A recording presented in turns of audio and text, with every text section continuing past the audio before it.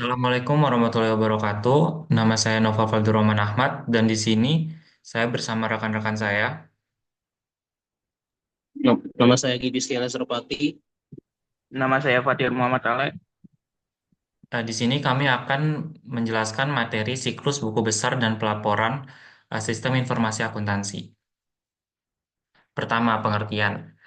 Siklus buku besar dan pelaporan terdiri atas kegiatan pengolahan data yang berkaitan dengan proses pemutakhiran atau updating akun-akun buku besar dan pembuatan laporan yang merupakan ikhtisar hasil operasi perusahaan. Dari gambar 12.1 yaitu gambar diagram arus data pada siklus buku besar dan pelaporan atau diagram konteks menunjukkan peran penting siklus ini dalam sebuah perusahaan. Dari gambar tersebut dapat dilihat bahwa siklus ini berinteraksi dengan siklus yang lain dan berbagai pihak, baik eksternal maupun internal. Siklus ini menerima informasi dari berbagai sumber antara lain, informasi tentang transaksi reguler atau siklus pendapatan, siklus pengeluaran, sistem produksi, dan akuntansi biaya, sistem penggajian. Yang kedua, informasi tentang kegiatan investasi dan pendanaan, seperti pengeluaran atau penarikan obligasi dan pengeluaran atau penarikan saham dari kepala bagian keuangan. Yang ketiga, angka-angka anggaran yang dihasilkan oleh bagian anggaran. Yang keempat, penyesuaian yang dihasilkan oleh bagian akuntansi.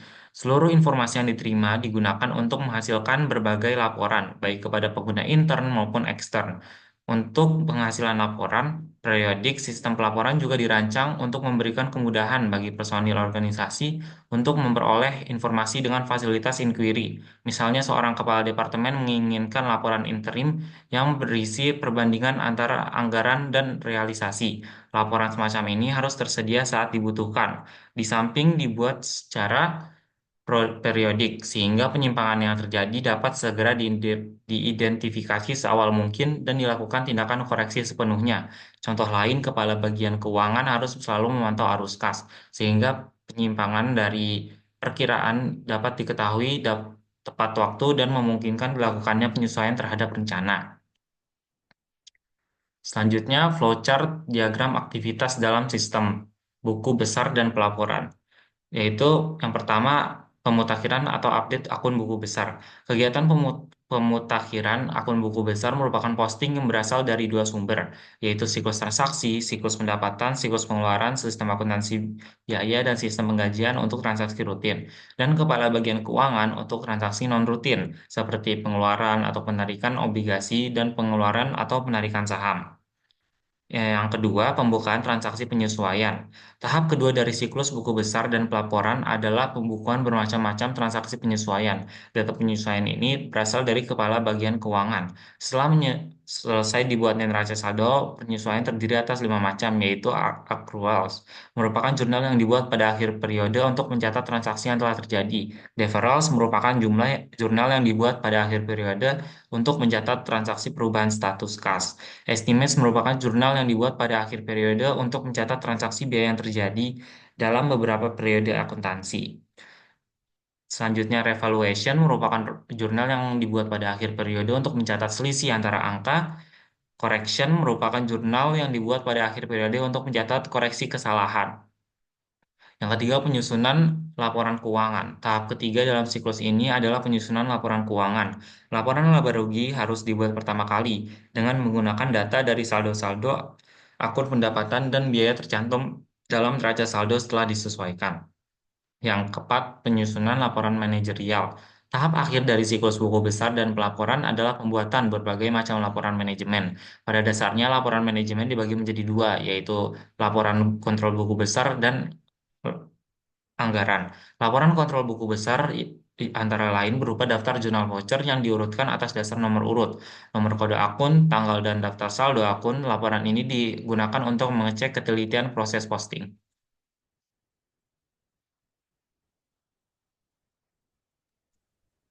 Oke, sekarang izinkan saya Gilby Setia ingin menjelaskan beberapa peluang-peluang pemanfaatan teknologi informasi dalam mendukung sistem pelapor buku besar dan pelaporan ini. Nah, jadi peluang pemanfaatan teknologi ini itu ada tiga. Yang pertama adalah ketepatan waktu pemuktahiran buku besar, di mana pemuktahiran yang segera ini menyebabkan catatan buku pembantu selalu menunjukkan informasi terkini dan dapat menyebabkan catatan buku pembantu selalu menunjukkan informasi terkini dan dapat memperbaiki kualitas pembuatan keputusan. Contohnya adalah pemutakhiran saldo akun piutang kepada seorang pelanggan tertentu. Setelah terjadinya transaksi penjualan akan memudahkan pembuatan keputusan tentang perlu atau tidaknya memberikan tambahan jatah transaksi penjualan kredit kepada pelanggan tersebut. Lalu yang kedua adalah proses penutupan buku bulanan, di mana pada umumnya perusahaan diuntungkan dengan ditemukannya cara baru yang dapat mempercepat proses penutupan buku bulan. Selain itu, dari pengalaman yang ada, terbukti bahwa laporan laba rugi atau rugi bulanan yang telah berumur 2 minggu ini memiliki manfaat yang terbatas untuk pengambilan tindakan koreksi yang segera. Selain itu, ada salah satu cara yang dapat dilakukan untuk mempercepat proses penutupan buku bulanan adalah melakukan konsolidasi antara subsistem dalam SIA atau sistem informasi akuntansi yang saling tumpang tindih. Selama bertahun-tahun, banyak sekali perusahaan yang mengeluh tentang sistem informasi akuntansi yang tercampur aduk, saling tumpang tindih antara sebuah subsistem dengan subsistem yang lain dan berbagai macam pengulangan. Sebagai akibat adanya transaksi penghubungan badan usaha dan akuisisi atau pembelian antar perusahaan. Lalu yang terakhir adalah pelaporan keuangan, di mana teknologi informasi dapat digunakan untuk mengurangi waktu dan biaya dalam pembuatan dan penyebaran laporan keuangan. Misalnya, Kepala Bagian Keuangan dapat mengakses database laporan keuangan publik seperti NARS dan EDGAR untuk memperoleh contoh atau gambaran bagaimana perusahaan lain menjaga informasi dalam sebuah laporan. Demikian pula dengan formulir dan peraturan pajak dapat diakses dari kantor pajak melalui internet. Lanjut.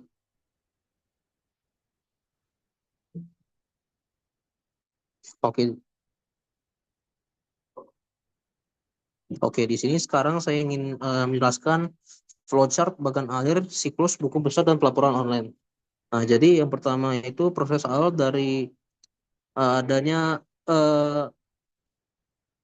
transaksi atau laporan keuangan yang masuk dari berbagai subsistem. Lalu laporan tersebut akan dimasukkan secara online ke dalam jurnal transaksi. Dan dan dalam jurnal transaksi ini pasti kalau misalnya ada tambahan gitu akan disesuaikan. Nah, sehingga muncul menghasilkan sebuah dokumen yang berisi jurnal penyesuaian.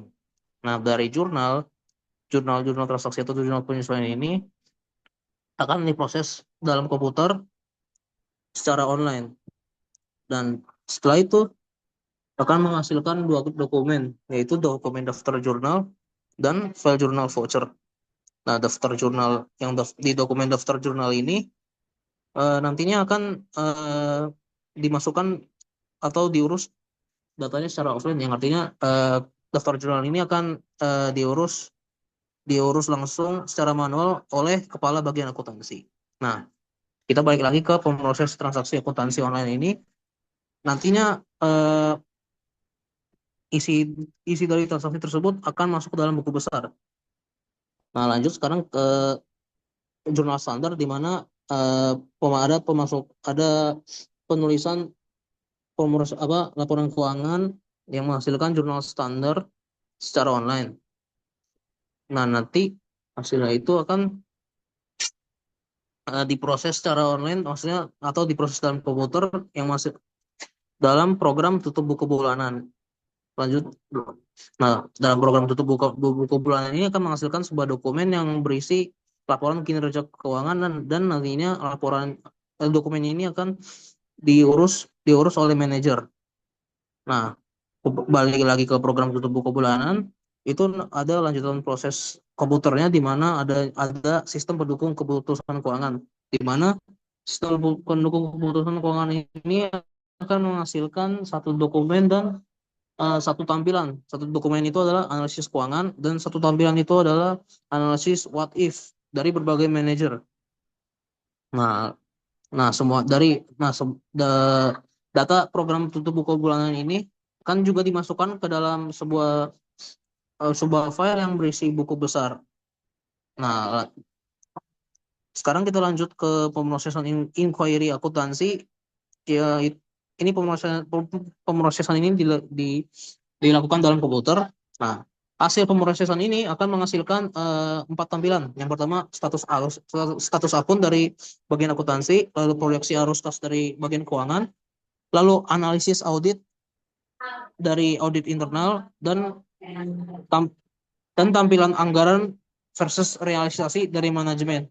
Nah, data-data tersebut ini atau tampilan-tampilan ini akan juga dimasukkan ke dalam file buku besar. Jadinya file buku besar ini menghasilkan tiga, tiga, tiga tempat, yaitu proses transaksi akuntansi online, pemrosesan inquiry akuntansi, dan program tutup buku bulanan, beserta data-data yang termasuk. Lanjut, Bu.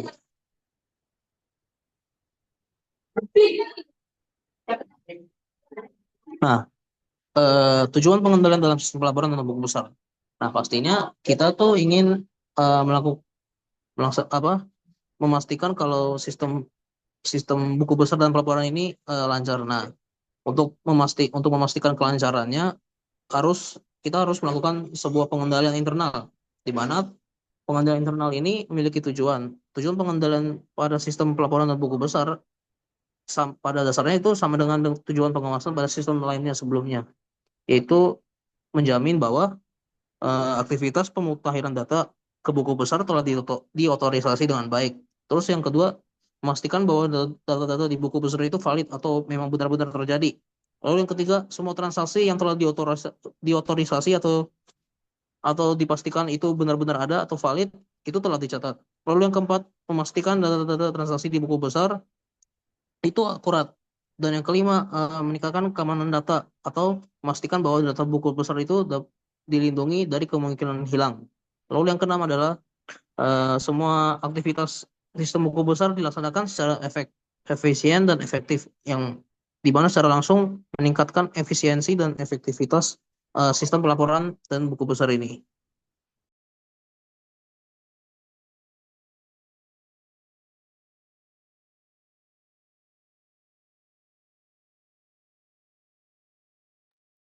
Selanjutnya izinkan saya Fatir Muhammad Ali untuk menjelaskan apa saja ancaman yang mungkin saja dapat terjadi. Yang pertama adalah kesalahan dalam pemutakhiran buku besar. Ancaman ini mengacu pada kesalahan yang terjadi saat data dari jurnal diproses atau diperbarui ke dalam buku besar. Proses ini krusial karena buku besar merupakan dasar bagi laporan keuangan, sehingga kesalahan sekecil apapun dapat berdampak besar pada keakuratan laporan. Penyebab dari kesalahan tersebut adalah satu, jurnal tidak akurat atau tidak lengkap. Data yang dimasukkan ke dalam jurnal salah atau tidak lengkap. Misalnya angka transaksi yang keliru atau tidak mencantumkan informasi penting seperti nomor akun atau tanggal. Yang kedua, posting ke akun yang salah. Transaksi dimasukkan ke akun yang tidak sesuai. Misalnya pencatatan biaya operasional dimasukkan ke akun pendapatan. Hal ini bisa terjadi akibat kesalahan manusia atau dari sistem. Yang ketiga, kesalahan teknis atau sistem. Kesalahan dalam perangkat lunak akuntansi seperti book atau sistem seperti book pada sistem atau kegagalan saat pemrosesan data. Selanjutnya adalah akibat dari kesalahan tersebut atau dampak dari kesalahan tersebut. Yang pertama adalah laporan keuangan menjadi tidak akurat. Informasi menjadi salah sehingga pengambilan keputusan oleh manajemen atau pihak eksternal seperti investor atau kreditur bisa keliru. Yang kedua, gangguan pada proses rekonsiliasi.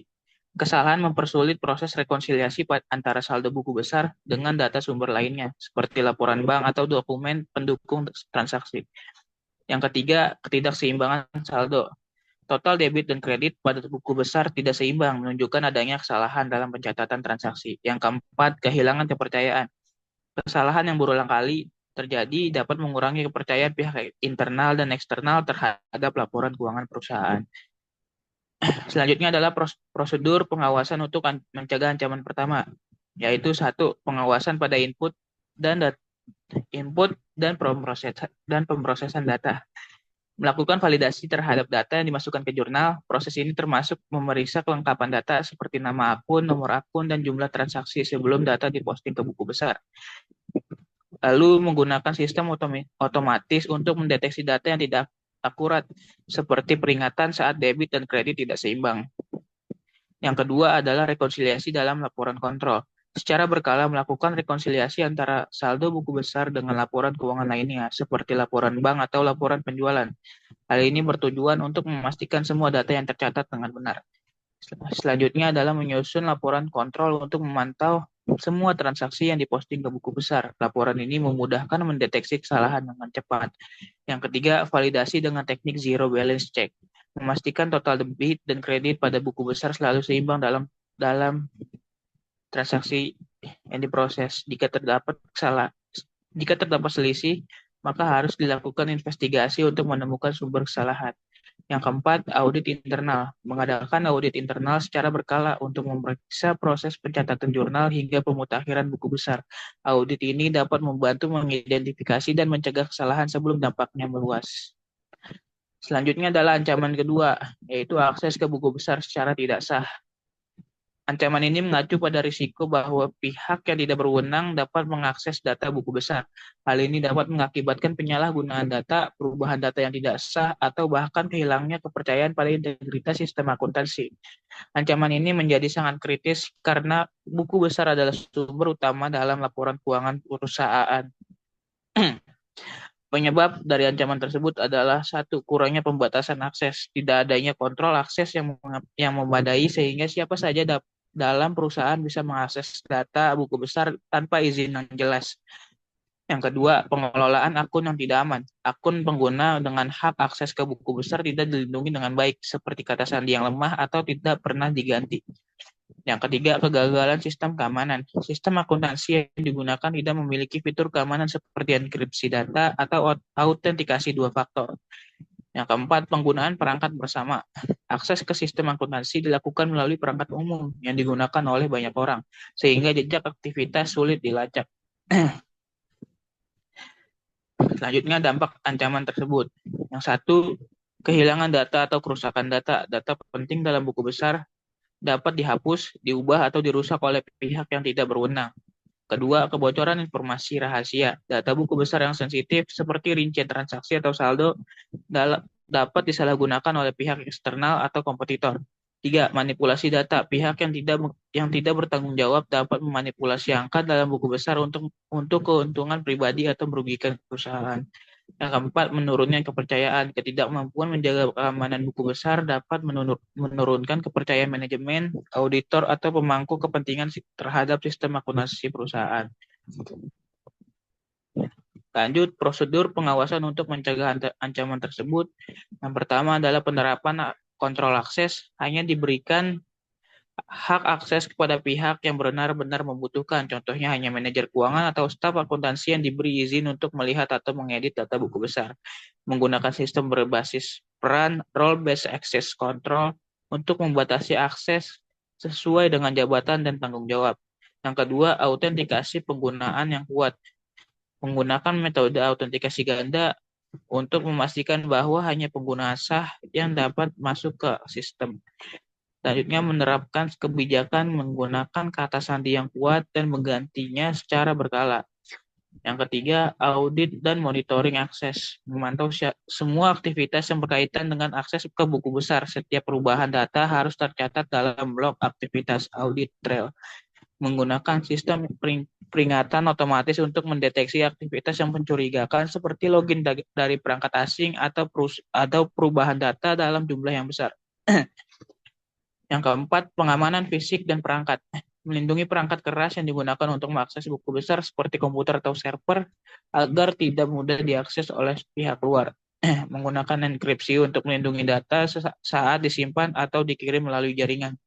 Yang kelima, pelatihan karyawan. Memberikan pelatihan kepada karyawan tentang pentingnya menjaga keamanan dan secara menghindari ancaman seperti phishing atau kebocoran informasi.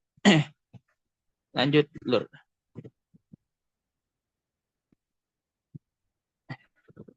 Selanjutnya, dan yang terakhir adalah ancaman ketiga, kehilangan atau kerusakan data buku besar.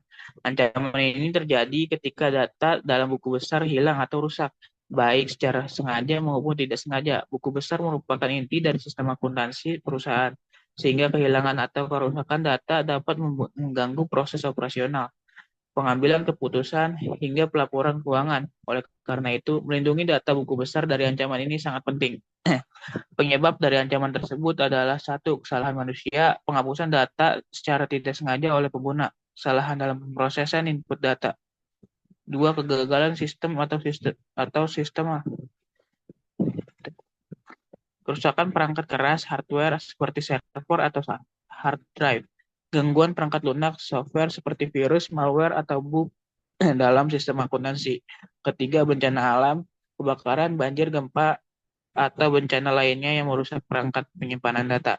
Yang keempat, tindak kejahatan, peretasan hacking oleh pihak eksternal, sabotase oleh pihak internal. 5. Tidak adanya cadangan data, tidak memiliki sistem cadangan data yang teratur sehingga data yang hilang tidak dapat dipulihkan. Selanjutnya, dampak dari ancaman tersebut yaitu satu, mengganggu operasional. Ketidakmampuan perusahaan untuk melanjutkan aktivitas bisnis karena kehilangan data penting. Yang kedua, kesalahan pelaporan keuangan, data yang hilang atau rusak dapat menyebabkan laporan keuangan yang salah atau tidak lengkap. Yang ketiga, kerugian finansial, biaya tambahan untuk memulihkan data atau memperbaiki sistem, potensi kehilangan kepercayaan dari investor, auditor, dan pemangku kepentingan lainnya.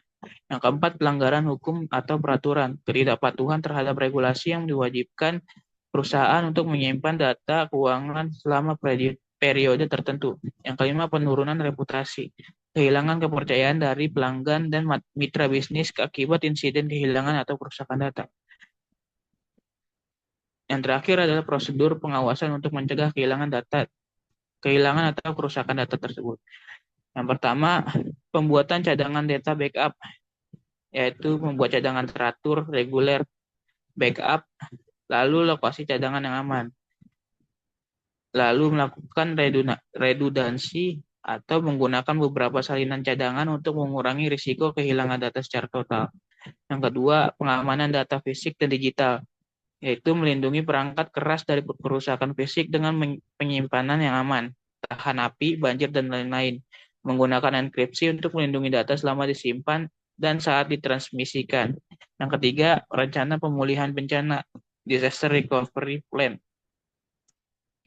yaitu menyusun rencana pemulihan untuk mengatasi gangguan sistem atau bencana, mengidentifikasi langkah-langkah untuk memulihkan data dan sistem secara cepat agar operasional perusahaan dapat dilanjutkan. Yang keempat, penggunaan label dan dokumentasi. Menandai file internal dan eksternal dengan jelas untuk mengurangi risiko kehilangan data akibat salah penempatan atau penghapusan. Yang kelima, pencegahan kejahatan digital, yaitu menggunakan perangkat lunak antivirus dan firewall untuk melindungi sistem dari ancaman cyber.